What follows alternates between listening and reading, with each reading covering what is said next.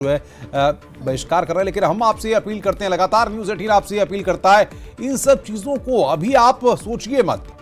देखिए, अगर बूथ बनता आपके गांव में तो भी बढ़िया होता, लेकिन अगर थोड़ी सी दूरी तय करनी है, कुछ दूरी तक जाना है तो जाइए। इसमें एक और पॉइंट की जैसे उन्होंने जिक्र किया कि दायरे होते हैं स्पेसिफिक। अब होता ये है, थोड़ी सी हमारे लिए दुर्भाग्य की बात है कि लोग हमारे जो हैं कुछ एक जगहों पे बहुत ज़्यादा जागरूक नहीं है और शायद वो समझ नहीं पाते हैं। तो खैर, चर्चा को हम आगे बढ़ाएंगे। हमारे साथ तमाम मेहमान जुड़े हुए हैं और हम राज बहादुर जी आपके पास आते हैं। आपने तीनों ही पार्टियों के प्रवक्ताओं को सुना, आपने क्या देखा कि सच में जो जनता के मुद्दे हैं, स्पेशली कहा जाता है कि वो विधानसभा चुनाव के लिए होते हैं, जो लोकसभा का चुनाव होता है वो तो राष्ट्रीय स्तर के जो मुद्दे होते हैं वो ज्यादा फोकस में रहता है। तो आपने देखा कि वाकई मुद्दे छुए गए किसी भी पार्टी की जुबान से?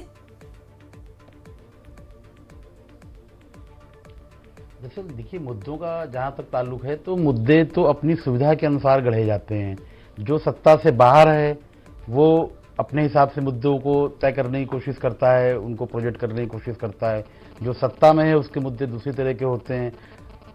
उदाहरण के लिए अभी मान लीजिए समाजवादी पार्टी के साथी कह रहे थे कि तमाम डेवलपमेंटल इश्यूज की बात कर रहे थे, लेकिन ये मुद्दे थे, उनकी सरकार थी 2014 में, क्या हुआ उन मुद्दों पर, जनता का जनमत क्या था। 2017 में भी उनकी सरकार थी, क्या हुआ उनके उस डेवलपमेंटल प्लान का, जनता ने क्या रिस्पॉन्स दिया, ये आपने भी देखा।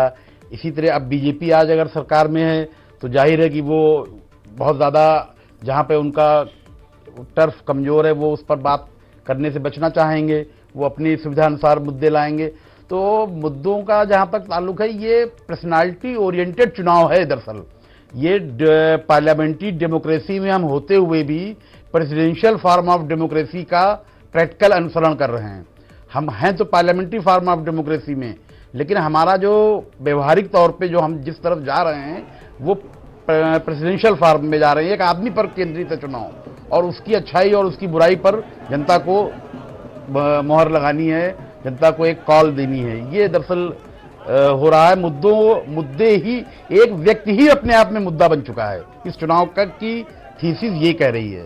बिल्कुल मनीष शुक्ला, मैं आपके पास आऊंगा। और वो व्यक्ति कौन है ये आप बिल्कुल ये सारी चीजें हैं राज बहादुर जी, लेकिन इन सबके बीच मनीष शुक्ला, जब बात आती है व्यवस्थाओं की, जब बात आती है पॉलिटिकल हैपनिंग्स की, हम देखते हैं कि बीजेपी जिस स्ट्रेटेजी पे काम कर रही थी वो स्ट्रेटेजी कहीं ना कहीं बीजेपी ने राष्ट्रवाद पर फोकस कर दी। जो बुनियादी मुद्दों की बात आप करते हैं, आपकी पार्टी ने उन बुनियादी मुद्दों पर बातचीत ही नहीं की, उन बुनियादी मुद्दों को लेकर आप जनता के बीच गए ही नहीं। नहीं, देखिए अनुपम जी, हम लगातार हमारा मानना है कि हम सरकार में, हमारी जिम्मेदारी है अपनी रिपोर्ट कार्ड पेश करना। हमने अपनी रिपोर्ट कार्ड जनता की भी पेश की है कि समाज के अंतिम छोर पर खड़े व्यक्ति के लिए हमने घर दिया है, बिजली का कनेक्शन दिया है, शौचालय दिया है,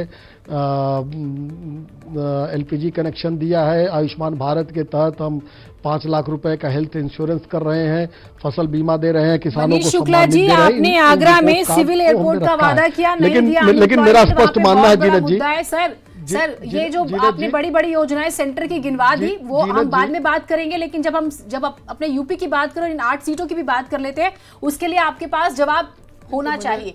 आगरा को आपने क्या दिया? आगरा के लोग क्यों नाराज हैं आपसे? मैंने तो शुरू किया अभी। एक रियलिटी ये है कि अगर आप बात करो बीजेपी के स्पोक्स पर्सन से, वो 4-5 योजनाओं को जैसे उन्होंने जहन में बिठा रखा है। उज्ज्वला की बात करेंगे या आप एलपीजी कनेक्शन का जैसे जिक्र कर रहे हैं, आप आयुष्मान भारत योजना भी तो शुरू हुई है सर, उसका रिजल्ट अभी किसी ने देखा नहीं है। गरीब के घर में शौचालय नहीं होना चाहिए जीनत जी, गरीब सर सारी चीजें होनी चाहिए, तो पेट में रोटी भी तो चाहिए। अनएम्प्लॉयमेंट भी तो इशू है, पेट में रोटी नहीं होगी तो क्या होगा? फसल बीमा योजना नहीं मिलना चाहिए, उस पे आप बात ही नहीं करते हैं, आप रोजगार पे बात ही नहीं करते हैं। आगरा में ज्यादा और क्या कर सकते हैं? जीनत जी, मेरा नाम मनीष शुक्ला है, आगरा से इनका नाम है जो सपा के प्रवक्ता है। आप हमसे सवाल करते हैं। आप सभी लोगों से गुजारिश है कि प्लीज आप लोग एक एक करके अगर अपनी बात रखेंगे तो सलीके से और सही तरीके से जाएगी लोगों के बीच में, और बेहतर है कि हम इन सारी सीट्स पर बात करें। जी ठीक, आपके पास चर्चा